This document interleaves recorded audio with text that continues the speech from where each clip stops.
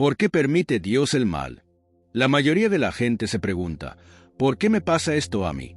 ¿Por qué se robaron mi carro? ¿Por qué se tuvo que morir mi hijo? Permíteme darte un ejemplo de la vida real. El dueño de una de las cadenas de televisión de noticias más grande del mundo se casó con una exactriz de cine. Este hombre iba a una iglesia cristiana evangélica, como la mayoría de los norteamericanos. Cuando tenía 17 años de edad, su hermana fue diagnosticada con cáncer. En sus memorias cuenta que clamó a Dios diciéndole, «Si tú eres Dios, sánala». Dios no la sanó, y por eso, a los 18 años se hizo ateo. Se amargó contra Dios. Hasta la fecha, es uno de los hombres que más odia a los cristianos y a la Biblia en el mundo entero. El rey Salomón fue un hombre muy rico también y lleno de tesoros.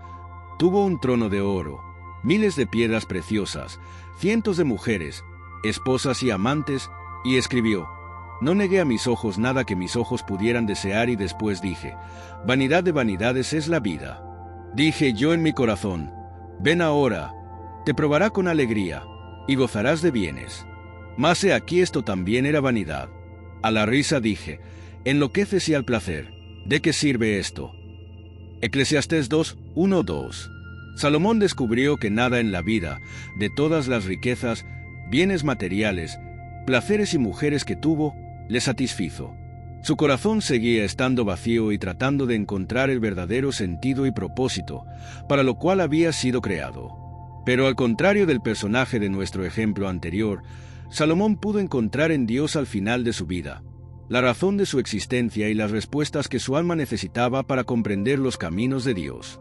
Así pues, podemos preguntarnos, ¿por qué existen terremotos, huracanes, inundaciones, fenómenos naturales que se llevan y devastan a miles de seres humanos?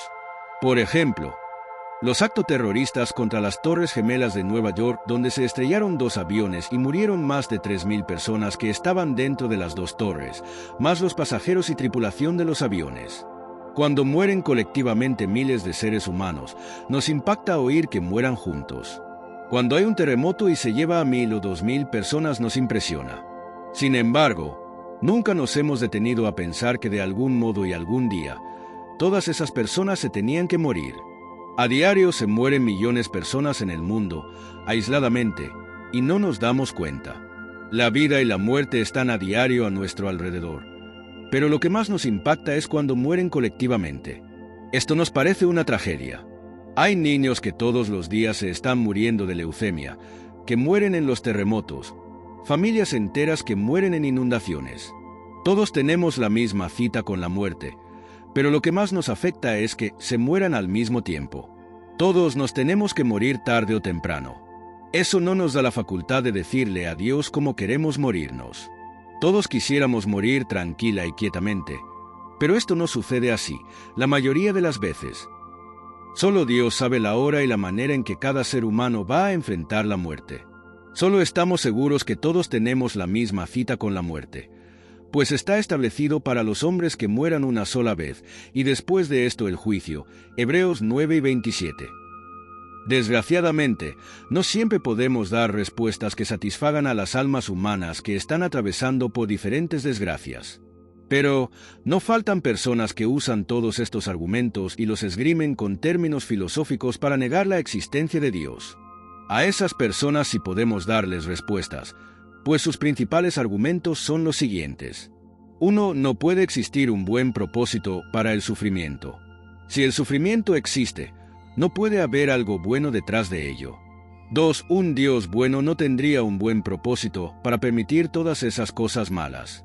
No puede existir un Dios que sea bueno y permita lo malo. Si existe Dios, ¿por qué permite el mal en el universo? Un Dios bueno no haría eso. Hace algunos años sostuve un debate en el Canal 11 del Instituto Politécnico Nacional con un ateo, quien me lanzó esos mismos argumentos para decir por qué no creía en Dios. Yo le respondí con estos puntos. 1. Necesitamos hacer una distinción entre nuestro conocimiento finito del propósito del mal y el propósito de Dios para permitir el mal. Ningún ser humano puede decir, yo sé por qué sucedió eso, pues tendría que ser Dios para hacer esa aseveración. Como no se conoce la razón, se le atribuye a que es algo malo y entonces se pelea contra Dios.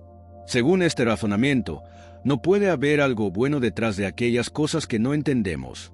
Tenemos que recordar que Dios es infinitamente más grande y más poderoso que nosotros, y por lo tanto, Él tiene propósitos infinitamente más sabios. Otro problema es nuestra falta de paciencia, como mencionamos anteriormente. Nosotros quisiéramos que Dios nos explicara sus motivos ahora, pero Él nunca contesta de esa manera o en el tiempo que queramos nosotros. Ahora bien, aunque no conozcamos el propósito de Dios, podemos descubrirlo a través de la revelación que Dios nos ha dejado en la Biblia. Sabemos que a los que aman a Dios, todas las cosas les ayudan a bien. Romanos 8:28.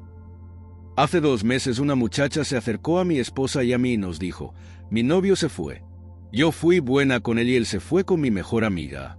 Dios sabía que yo lo quería y que nos íbamos a casar. Mi esposa le dijo, ¿sabes una cosa? Te voy a dar un secreto. Siempre que no entiendas lo que está pasando, alaba a Dios. Alábalo.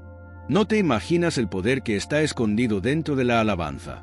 Alábalo y dile, Padre, no entiendo, pero solo sé que tú lo permitiste. Yo no sé qué está pasando. En este momento no veo un propósito bueno. Pero yo te alabo porque eres infinitamente sabio y sé que tienes algo mejor para mi vida.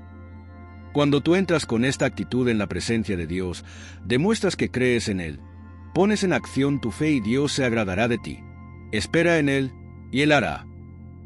Esta muchacha le habló a mi esposa meses después y le dijo, fíjese que un muchacho que conocí en un seminario bíblico me ha pedido que si acepto ser su novia. Mi esposa le dijo, ya ves, ahora después de un tiempo entendiste lo que no habías podido anteriormente. Esta jovencita descubrió que lo que creía que era malo, en realidad era una cirugía de Dios para quitarle un tumor que, posiblemente, le iba a hacer sufrir más adelante en su vida. El que no escatimó a su propio Hijo, sino que lo entregó por todos nosotros, ¿cómo no nos dará también con Él todas las cosas? Romanos 8:32. Muchas veces no podemos ver los propósitos de Dios al permitir que ciertas cosas sucedan, pero por esto no podemos asumir que no exista un buen propósito para algo solo porque no conocemos o no entendemos lo que tiene Dios detrás de ello. Esto es filosóficamente incongruente. 2. Algunos males nos traen mejores situaciones y mejores bienes. Veamos un ejemplo bíblico. Si José no hubiera sido vendido por sus hermanos, no habría sido encarcelado por su pureza. Si no hubiera pasado esas cosas que al principio creía malas, no habría desarrollado el bendito hábito de no amargarse en la cárcel, de no amargarse contra sus hermanos y de mantener su confianza en Dios. Todas estas cosas malas que le sucedieron formaban parte del programa de Dios para que él se llegara a ser, años más tarde, el gobernador de Egipto. Solo así, toda su familia pudo evitar morirse de hambre. Casi al final de su vida, José lo expresó con las siguientes palabras a sus hermanos. Ustedes pensaron mal contra mí, mas Dios lo encaminó a bien, para mantener en vida mucho pueblo. Génesis 50:20. ¿Quién es Dios? Es el Dios que transforma en limonada los limones que nos avienta el diablo. Es nuestro escudo, es el que detiene las flechas que nos quieren herir y lastimar. Dios está controlando de todas aquellas cosas con las cuales el mundo nos quiere lastimar. El sufrimiento tiene un propósito maravilloso que contribuye a la formación del carácter. Nos gloriamos en las tribulaciones, sabiendo que la tribulación produce paciencia. Romanos 5:3. Recordemos a Job. Perdió a su familia, su salud y todos sus bienes materiales, y por si fuera poco, su esposa quejumbrosa se quedó con él. Yo estoy seguro de que Job hubiera querido decirle a Dios, Señor, te la hubieras llevado a ella también. Sin embargo, Dios no se la llevó. Detrás de todas esas cosas tragedias existen otras cosas maravillosas que nosotros, aparentemente, no podemos ver. Algunas personas creen que habría sido mejor para Dios haber creado seres humanos que no pecaran, pero esto es una imposibilidad teológica porque, como ya dijimos, no existiría la libertad. Claro que Dios sabía que las criaturas se iban a rebelar contra Él. Sabía que iban a abusar de la libertad que les confirió. El mal vino por el abuso de nuestra libertad, pero Dios lo permitió. En el libro de Job podemos encontrar algunas preguntas que Dios le hace al ser humano. ¿Descubrirás tú los secretos de Dios? ¿Llegarás tú a la perfección del Todopoderoso? Es más alta que los cielos. ¿Qué harás? es más profunda que el Seol. ¿Cómo la conocerás? Su dimensión es más extensa que la tierra y más ancha que el mar. Job 11, 7-9. Dios tiene secretos profundos y si hubiera algún ser humano que los conociera todos, sería Dios.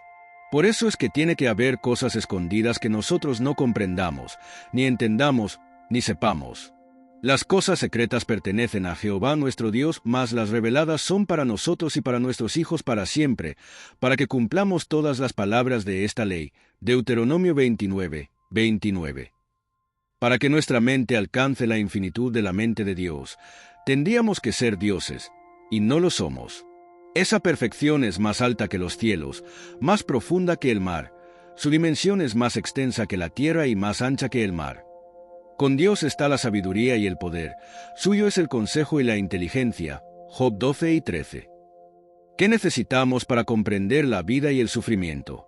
¿Qué necesitamos para entender por qué permite Dios el mal? Sabiduría. Dios nos la puede dar porque es de Él. ¿Qué necesitamos para tener esa sabiduría?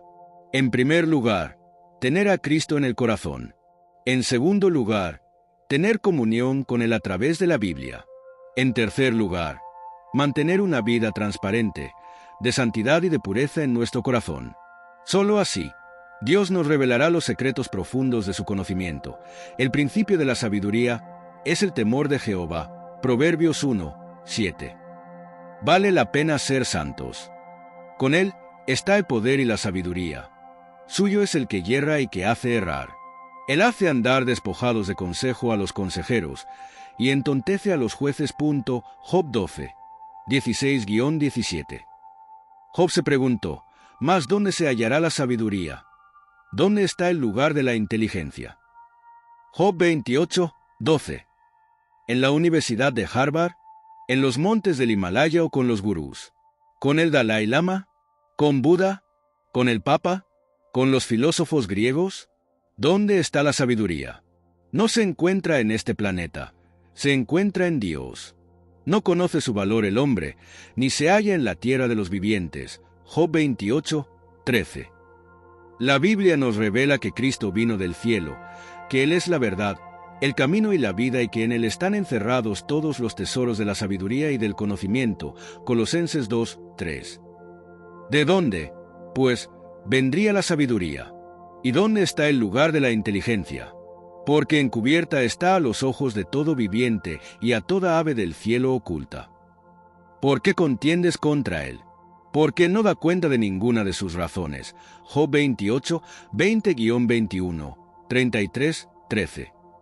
Los ateos se seguirán rompiendo la cabeza contra la pared, pues jamás en lo finito de sus pensamientos comprenderán los caminos y los pensamientos de Dios, pues sus pensamientos no son nuestros pensamientos, ni sus caminos son nuestros caminos. Isaías 55, 8-9. Friedrich Nietzsche, el ateo alemán, escribió, Dios está muerto, pero al final de su vida murió loco en un hospital psiquiátrico, y Dios sigue aún vivo. Jean-Paul Sartre, el padre del existencialismo francés en los años 60, escribió los libros La náusea y el muro. Estas son dos obras clásicas y famosas de la literatura atea. Lo irónico de su vida es que, antes de morir, dijo, «Toda mi vida me he dado cuenta de que esto es como un muro frente a mí que ya no puedo pasar». Reconoció su finitud intelectual. Trató por medio de su mente finita darle respuesta a problemas que trascienden la capacidad humana. También escribió al final de su vida, «Choco como contra una pared, y aunque yo sé que Dios siempre me ha perseguido, muero desesperado porque sé que es demasiado tarde para buscarlo». El muro. Jean-Paul Sartre. Así es la estupidez de creer que a través de nuestra mente, de suposiciones filosóficas o de razonamientos, vamos a contender contra Dios y lo vamos a entender. He aquí que Dios es excelso en su poder. ¿Qué maestro es semejante a Él? ¿Quién le ha prescrito su camino? ¿Quién le dirá que ha hecho mal? Job 36, 22-23. El libro de Job nos habla de todas estas cosas, pues a través de todos sus sufrimientos nos revela todos estos secretos de la sabiduría de Dios. Gracias a su paciencia y a su confianza pudo comprender, finalmente, la razón por la cual Dios había permitido que todas estas cosas sucedieran en su vida. A pesar de no tener respuesta inmediata del Señor, confesó su esperanza en Dios con estas palabras: «Yo sé que mi Redentor vive y al fin se levantará del polvo, y después de deshecha esta mi piel, en mi carne de ver a Dios, aunque mi corazón desfallece dentro de mí». Job 19, 25-27. ¿Qué es lo que nos enseña el libro de Job? La fe ante lo desconocido. David escribió: «En el día que temo, en ti confío». Toda nuestra vida debe ser de confianza en Dios. Debemos decirle: «No entiendo, Señor, pero sé que si tú lo hiciste, no necesito entenderlo, sino confiar. Solo te pido, dame tu paz». Con su paz atravesaremos los valles de sombras y de muerte. Además, respondió Jehová a Job, y le dijo: ¿Es sabiduría contender con el Omnipotente? El que disputa con Dios, responda a esto. Entonces respondió Job a Jehová, y dijo: He aquí que yo soy vil. ¿Qué te responderé? Job 40, 1-4. Finalmente, Dios comienza a revelarle a Job todas las cosas que no podía entender. «Yo conozco que todo lo puedes, y que no hay pensamiento que se esconda de ti. ¿Quién es el que oscurece el consejo sin entendimiento? Por tanto, yo hablaba lo que no entendía, cosas demasiado maravillosas para mí, que yo no que si tú lo hiciste, no necesito entenderlo, sino confiar. Solo te pido, dame tu paz». Con su paz atravesaremos los valles de sombras y de muerte. Este es el resumen de la historia humana. Los filósofos y los ateos se creen que hubieran podido hacer un mundo mejor. Se creen mejores, más buenos y más misericordiosos que Dios. No saben lo que dicen. Por eso dice la Biblia, que cuando nosotros confiamos en el Señor, Él es fortaleza en el tiempo de nuestra angustia. Que la gloria y la honra sean para Dios. Amén.